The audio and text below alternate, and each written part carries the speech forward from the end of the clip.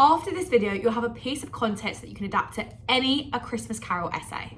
And at the end of this video, I'm actually going to give you some grade 9 quotes and analysis that link to this bit of context that you can put in to boost your essays, so make sure you write that down. So first of all, what was it? What was the 1834 Poor Law? So the 1834 Poor Law introduced the workhouses. Now the workhouses seemed like a good idea, but were horrendous to the poor. The idea behind them, it was a place where the poor were sent in exchange for food and shelter, and they just had to work there. Hence the name, the workhouses. However, they were these grueling hubs of squalor. Squalor is like dirt, and they had very dangerous conditions. They were also treated in dehumanizing and exploitative ways. Dehumanizing, they're treated like less than a human, almost like an animal. Exploitative, basically the people who ran the workhouses knew they were vulnerable and exploited them for this. So a fact that you can put in your essay that would actually blow your teacher away, because it shows you've gone that extra mile. 250,000 people died in the workhouses between 1846 and 1851. So that just emphasizes how grueling and dehumanizing these conditions really were. It literally resulted in hundreds of thousands of deaths. Now let's think about how it links to the novella. Because for context, where a lot of students go wrong is they'll know context, but they don't know how it actually links. And to get a top mark in English Lit, you've got to be able to link the context to what's going on and then link it to the writer's message, which can seem a bit overwhelming, but I'm gonna show you how to do it. So Scrooge's ignorance to how dehumanizing and exploitative these workhouses were meant that he actually advocates for the workhouses as an adequate solution to poverty.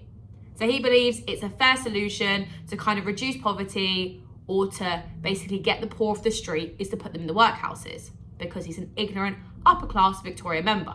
A nice high level way we can phrase that is that he is a microcosm for the Victorian ignorant upper class. Now remember, a microcosm is when something small represents something larger. So Scrooge, he is one small character, but he represents at large the Victorian upper class, particularly the ignorant upper class. And when we're talking about Scrooge in Stave 1 being a microcosm, there is some amazing analysis on the Lightup Hub if you want to check it out. I'll even put some free lessons in the description below for you to watch to get some grade 9 analysis. Another way that we can actually link this is Tiny Tim's innocence and his vulnerability and his premature death, so premature like being before his time, could be an allusion, it's like hinting to, the premature death of children in the workhouses. Because in the workhouses, children as young as five could be sent to the workhouses, separated from their parents and sent to these grueling hubs of squalor. And then kind of going off that innocent idea with children, we can also see that through the characters of ignorance and want. So remember, the Ghost of Christmas Present, he shows Scrooge that the boy is ignorance, the girl is want. And there, of course, these like almost animal, wolfish-like children who represent the exploitation of children in poverty.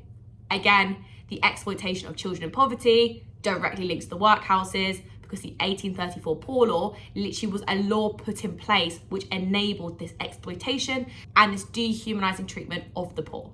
Now let's actually look at some quotes that could link to the 1834 Poor Law and the workhouses. Are there no prisons and the union workhouses? Scrooge, Stave 1. A lot of people always say, isn't it, are there no prisons, are there no union workhouses? It's actually not, but the examiner won't mind if you write that in your exam. So again, this links directly back to what we were saying earlier about Scrooge being a microcosm, something small representing something larger, of the ignorant Victorian upper classes, and how he believed that the workhouses enabled by the 1834 Poor Law was an adequate solution to poverty because he was ignorant to the true exploitation and the dehumanizing treatment that they would face. The common welfare was my business. Charity, mercy.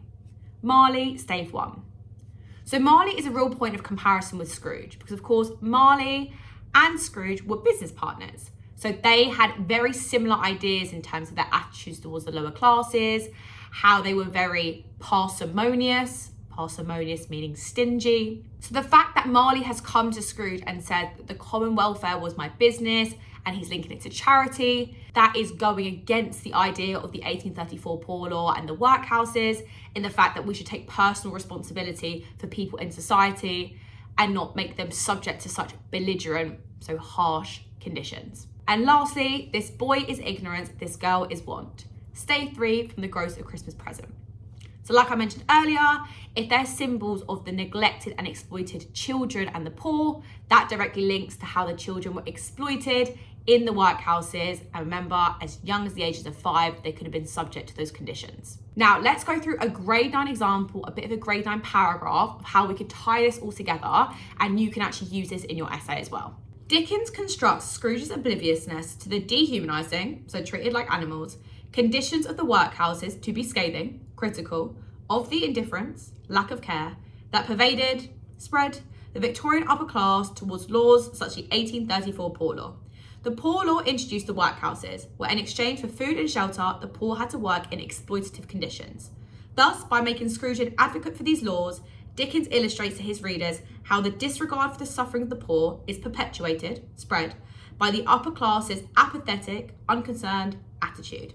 So you can see there as well, I haven't done a massive long explanation about the 1834 Poor Law, but instead I've just explained it and then linked it to the overall meaning, so what Dickens's intentions are. So think about how I've linked it to Dickens's intentions. Dickens is actually illustrating that the ignorance of the upper classes, perpetuated by their attitudes, directly causes the suffering of the poor. And that was my link together.